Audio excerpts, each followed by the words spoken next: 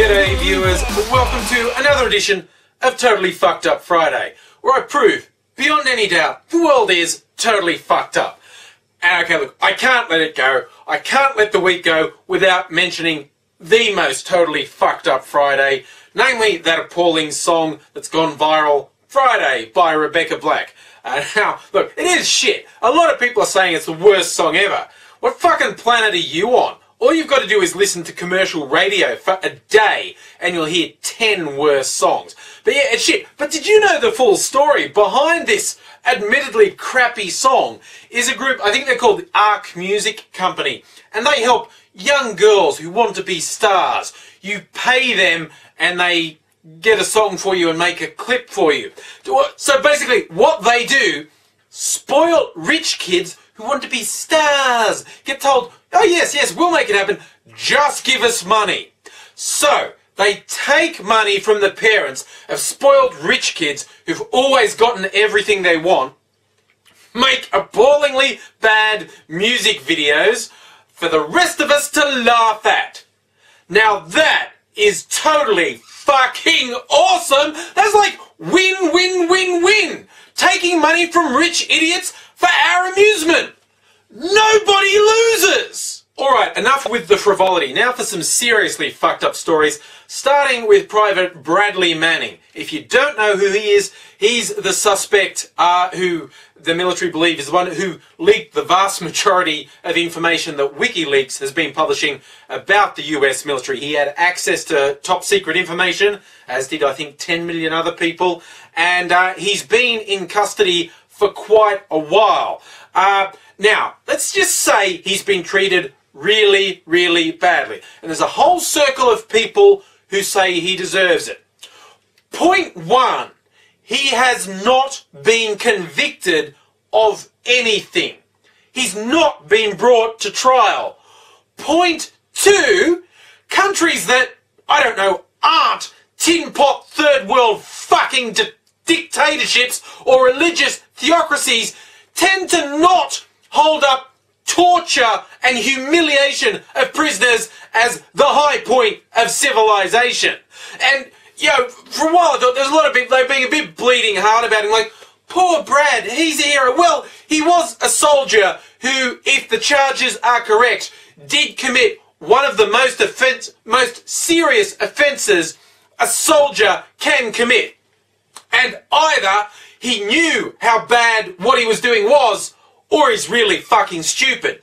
But none of that justifies to a rational, sane person cruel and unusual punishment, as the saying goes. Like I said, I thought a lot of people were being a bit bleeding hard about him, but when it gets to the point where mainstream media are condemning what they're calling the gratuitously harsh treatment, like it's just willfully cruel what's being done to Manny, including making him parade around naked once a day for inspection against presumably both male and female senior officers, where you've got the LA Times, the Washington Post and the New York Times have all published editorials saying this is bullshit, civilized countries don't pull this crap, where you've got to wonder how much longer the military can get away with shit that is this totally fucked up. And who else is suffering horrible abuses of law? Let's go for pregnant women. In the US particularly, although I have seen similar examples around the world, in the US particularly the pro-life crowd is the anti-abortion crowd. They like to call themselves pro-life, although what they seem to be arguing is pro-collection of cells growing inside a woman's uterus, because there's a whole bunch of fuck you if you're actually alive. I know, the cells that may or may not develop into a viable human being, fuck, let's get obsessive about that. But if you're an actual living human, fuck you. You don't count for shit. Now, just a couple of a whole bunch of seriously egregious cases I've read about recently. There's one where a woman was jailed for 2 days, essentially because she admitted at one stage she'd thought about an abortion. Now, this woman suffered a fall in her home, and paramedics attended, and they said, no, you're okay. And she goes, oh, you know what? I'm concerned for my fetus. I'm going to go to the hospital for a checkup. And she's pretty shaken up and she's pretty scared. She's being checked out and things look okay. And she was, I don't know, unwise enough to actually say to someone, you know, in the early days of this pregnancy, I wasn't sure. I really wasn't sure I wanted to go ahead, but I'm so glad to hear that everything's okay now. That wasn't good enough for the medical staff who decided, well, that's all the evidence she needs. This woman deliberately threw herself down the stairs to try and terminate the pregnancy. So let's fucking jail her for that.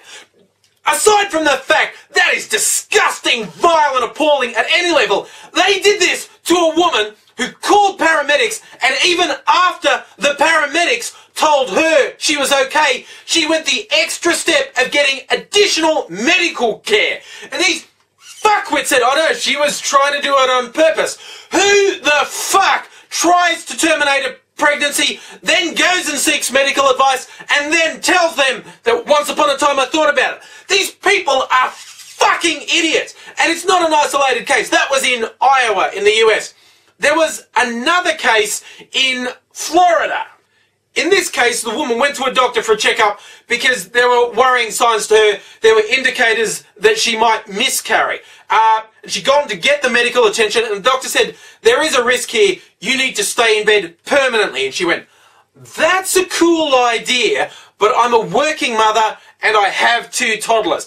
Unless you can perform miracles, I'm not going to be able to stay in bed. And they went, oh, reality? Fuck that. And they incarcerated her against her will in a hospital because they know best. And sadly for the woman, she did actually miscarry while she was in the hospital. But did you get that? Okay? These people put a completely unrealistic situation like, no, stay in bed, or we're treating you like a criminal. Not stay in bed, and because this is so fucking important, we're going to pay for home care, and that will make it okay. No, we're going to hold you against your will. Fuck you having to work to support your family. Fuck you having 2 kids that need looking after. There's a collection of fucking cells in there that some zealous moron says they're going to protect. Look, if you're opposed to abortion, that's fine. And I don't actually care what your grounds are. You have the right to oppose it. I think you have the right to promote reasons to not have an abortion. I don't think you have the right to spread lies, like the recurring lie about, oh, but what about these women who get it for convenience? They don't fucking exist. The number of women who do abortions of convenience are so close to fucking zero that it has no place in the argument. It's like saying, well, a plane crashed, therefore every single plane that goes in the air will crash. No, you fucking idiots! Statistics don't work like that. And, like I said, I think you absolutely have the right to your point of view. You have the right to promote your point of view. You have the right to spread what you think are alternatives. But you do not have the fucking right to try and control the life of someone who disagrees with you. That is totally fucked up. And in another wonderfully appropriate use of the law, a lot of Australians have wanted me to talk about the fact that another video game's been banned in Australia. Mortal Kombat, the fighting game, and the angle being taken for the ban was, for anyone who knows Mortal Kombat, you have special finishing moves that are really gory, the fatality. And the censor is arguing, well, that's really gratuitous and blah-de-blah-de-blah-de-blah, and there's been versions of this for I don't know how long that have involved like ripping out people's spines and disemboweling them. And you know what? I haven't seen kids on the street doing it, but what do I know?